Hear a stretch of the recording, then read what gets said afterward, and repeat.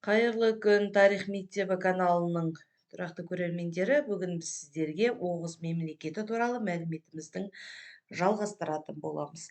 Алдыңғы видеода 9-11 ғасырлардың ортасына дейінгі өмір сүрген қазақ жерінің ұлы дала төсін еркін мекендеген оғыздар туралы деректер келтірген болатынбыз. Оның басқару жүйесі әскери демократия, жоғары билеушісі жабғу, тақ мұрагерлері инал деп аталатыны барлығы алдыңғы видеода айтылған болатын. Енді сіздерге уәде бергендей, бүгінгі видеода сіздерге шаруашылығы мен саяси тарихы туралы баяндайтын боламыз. Оғыз мемлекеттерінің шаруашылығы алдыңғы өзімен қатарлас мемлекеттердегідей жартылай көшпелі, жартылай отырықшы мал шаруашылығы және суармалы егіншілік болды. Өйткені оңтүстіктің климатының өзі егіншілікпен айналысуға да, мал шаруашылығымен айналысуға да өте қолайлы болды. Сонымен бірге отырықшы мал шаруашылығымен айналысып, суармалы егіншілікті қатар алып жүруге де мүмкіндік болды. Өйткені Оғыз мемлекеті жалпы ұлы дала жеріндегі ең суы мол Сырдария өзенінің бойында орналасқан еді. Осы шаруашылық түрлеріне байланысты Оғыз қағанның мынандай сөзі дәлел болады. Қозғала беріңдер.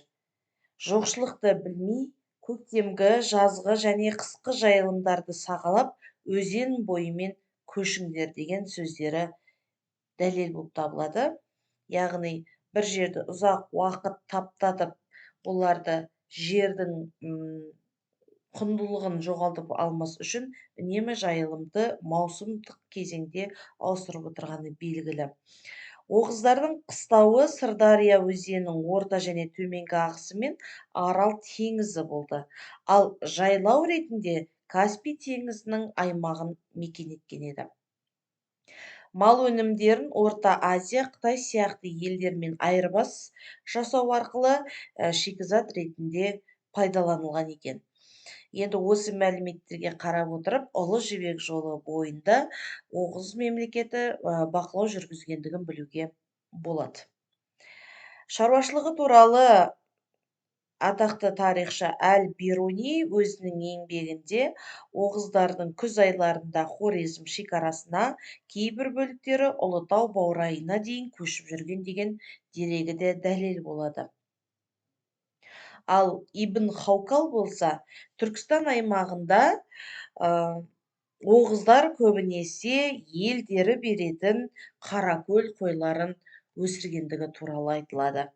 Яғни, оғыздардың негізгі тотемдік бейнесі қой екендігі кешегі видеода айтылып өткен болатын, және олар осы қойды пір тұтып, оны шаруашылықта өте көп өсіруге тырысып отырды. Оғыздардың өзінің ұрпақтарын ұрық деп атауының бір жағынан өнім, тұқым, ұрық деп осы қой малынан алуы да әбден мүмкін. Ал Ибн Фадлан болса, оның достарынан ішінен белгілі бір адамды сенімді серік етіп тағайындамайынша ол елді аралап шыға алмайды. Оған қажетті киім-кешек, ал әйеліне көрпе, бұрыш, тары, мейіз, жаңғақ тағы басқа сияқты азық-түліктерді әкеліп береді. Сенімді серігі қонақ үшін арнайы киіз үй тігеді және оған қажетінше мал жеткізіп береді деп атаған екен. Яғни, осы деректерден оғыздардың көрші мемлекеттермен жақсы қарым-қатынаста болғандығын және оларға билігі сөзі өтіп тұрғандығын көруге болады.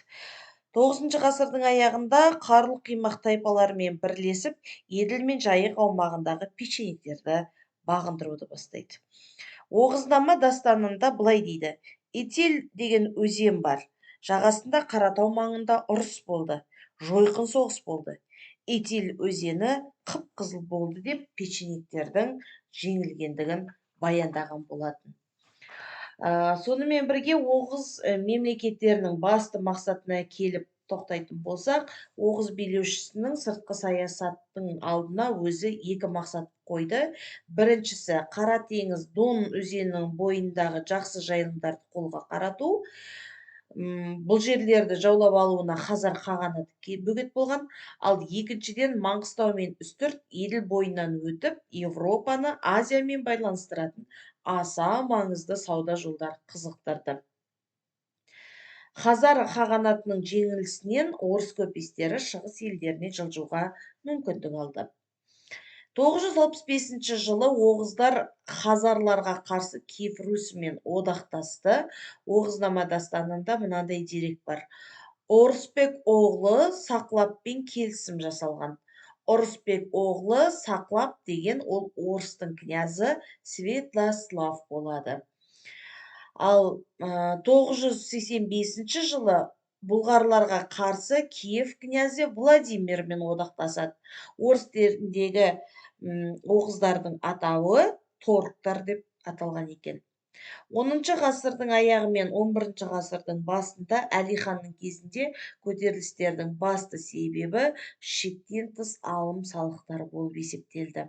11 ғасырдың басында селжұқтар Оғыз мемлекетіндегі Жент қаласын басып алады. Яғни олардың арасында әсіресе селжұқтармен қарым-қатынастары өте нашар болды.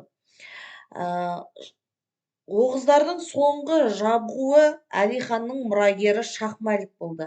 Осы Шахмәліктің тұсында 1041 жылы Хорезм бағындырылып алынады да, бірақ өкінішке орай 1043 жылы селжұқтардың қолынан қаза табады. 11 ғасырдың ортасында өзара биліктің талас-тартыстың нәтижесінде Оғыз мемлекеті құлайды. Қыпшақтардың қысымымен де оғыздардың ірі тайпалары Европаның шығысына және Кіші Азия жеріне қоныс аударуға мәжбүр болады. Оғыздардың біраз тайпалары Еділ өзеніне дейін барып, сол жерде печенегтермен қақтығысады, ал екінші бөлігі Орта Азиядағы мұсылман еліктеріне басып кіріп, Жерорта теңізіне дейін барады. Олар барған жерлерінде алғаш түрікмен деп аталады.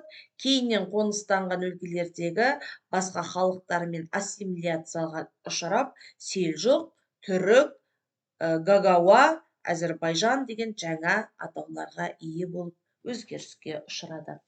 Ал 1220 жылы оғыздардың Қайы тайпасының басшысы Ертоғырыл Анадолы жеріне барып, селжұқ мемлекетіне көшеді.